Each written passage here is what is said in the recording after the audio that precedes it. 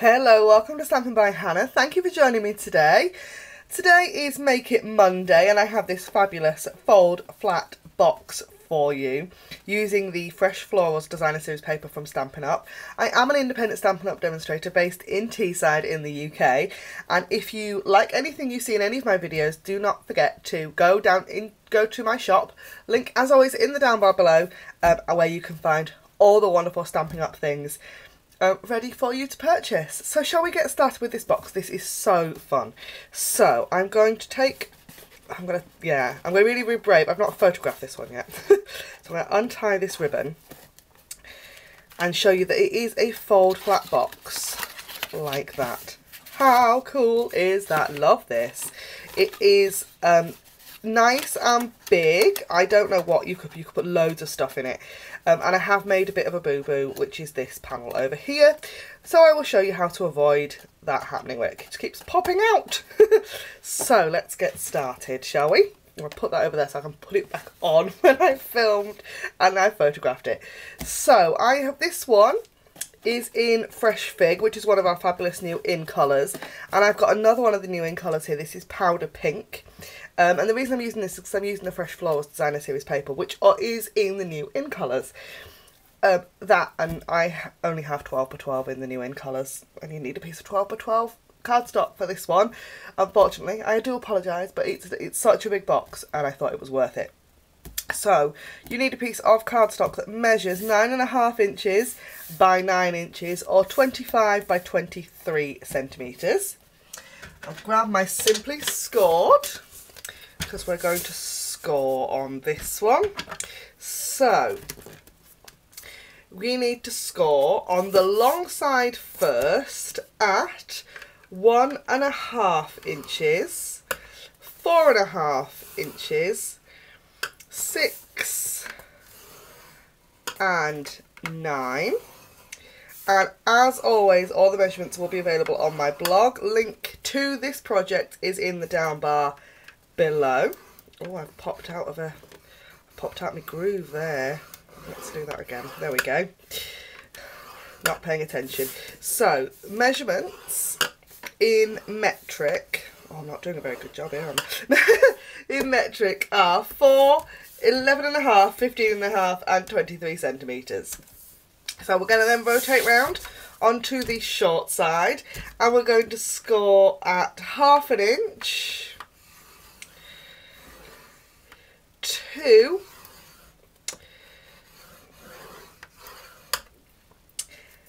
7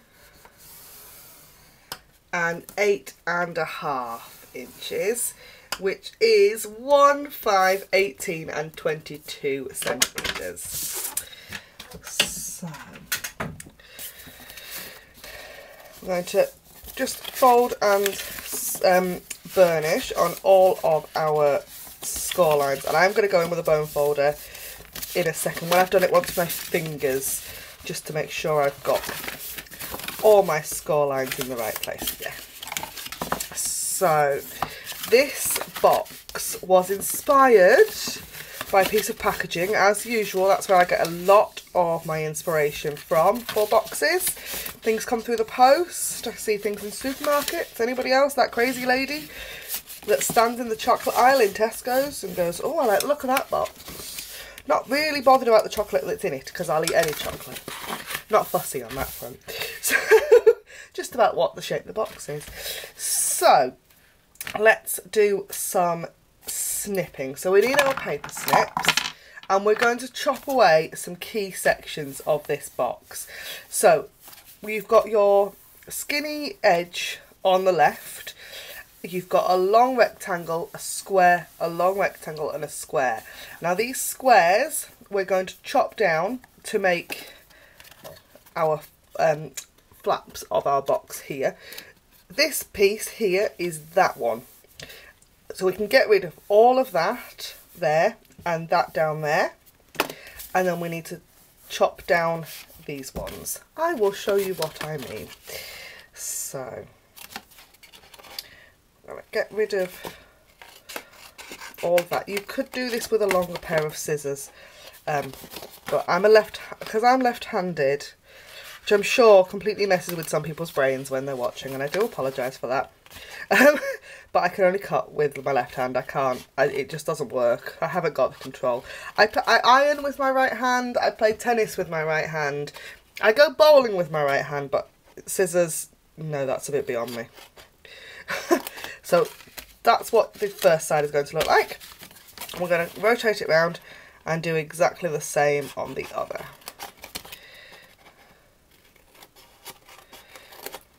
I feel like left-handed people are somewhat underrepresented in craft videos on YouTube. Does anybody else feel like that? Seeing as we're supposed to be a creative bunch, YouTube tutorials we don't appear in very often. Can we change that, please? So that's what we look like so far. And I'm going to do a little bit more trimming. So this piece here, just because that's the way I work, I always taper the sides. I don't know why. I think it's a pure habit. What we're going to do with the squares, if you fold the skinny sections over the wrong way, and we're going to use these as a cutting guide. So take your square, holding that piece, and we're going to chop just along so that they're all then a similar length. So you're sort of chopping that flap off like that.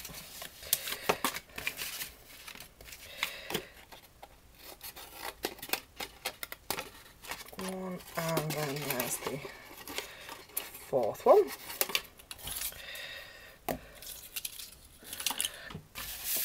And then we just need to tidy up these pieces. So in order to help it close, we're going to taper the edges of these two flaps, and we're going to cut wedges into what were the squares. But they need to be really, really skinny, otherwise you end up with a box that doesn't sit right and it'll pop open. That's why that's doing that, because I've taken too much off of these pieces. So ever so skinny. Not good at skinny normally. So I'm going to just chop into those, and then skinny pieces, skinny wedges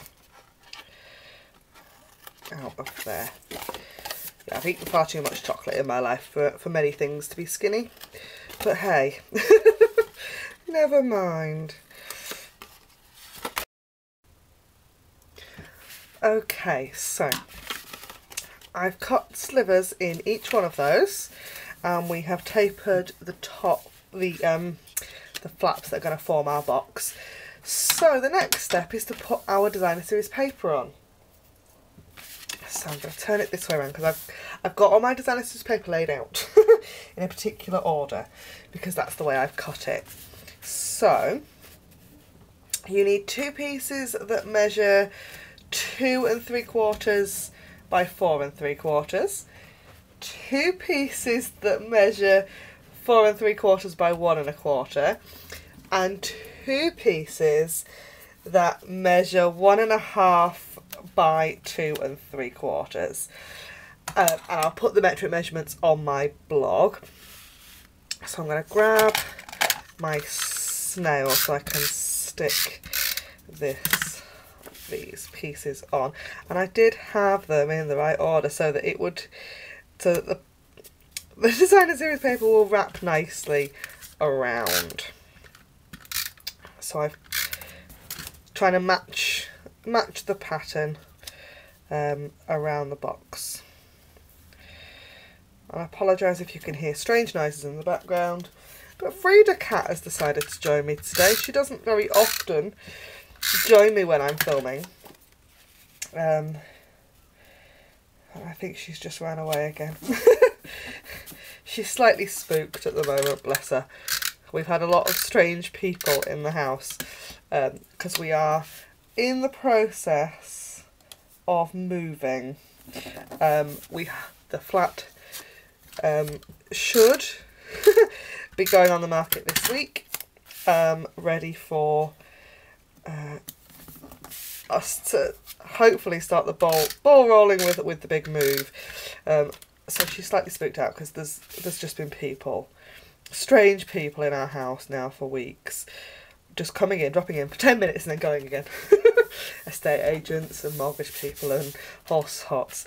So I've used snail to stick those on, but snail isn't the best glue or adhesive to use for 3D things. It's great for paper to cardstock, it's great for flat things onto flat things, but to stick a box together you need something a little bit stronger. So some people will like to use a wet glue like Tombow, which is great, but I make a terrible mess, so I can't. I'm using more Tombow now than I have ever done in the past, but I still make a mess with it. Fast Fuse is my best friend. I love this stuff. Tear and tape would also be good for this, or if you have any of that horrible, I can't stand it because I can't stand the backing tape, but the red tape with the plastic that gets stuck to everything everywhere. Was it red liner tape? But Fast Fuse is my best buddy. I love Fast Fuse. So I'm going to put Fast Fuse just along that thin strip, like that, and there is our box. So that's it. That is it made. That's it flat. Then to pop it together, you just need to fold in the sides and the end, like so. And again at the other side. Now what I have done with this box is to help you open it. Not that it needs any help, because I've managed to. But that one stays together really well because I've made the thingy skinnier. Is put 2 little finger holes in, and the way I've done that is with the 1-inch circle punch. I love this punch, it's so handy. So I'm going to open my box back up again, and I'm just going to line that punch up in the middle, and I'm literally just taking a slither out. That's one. And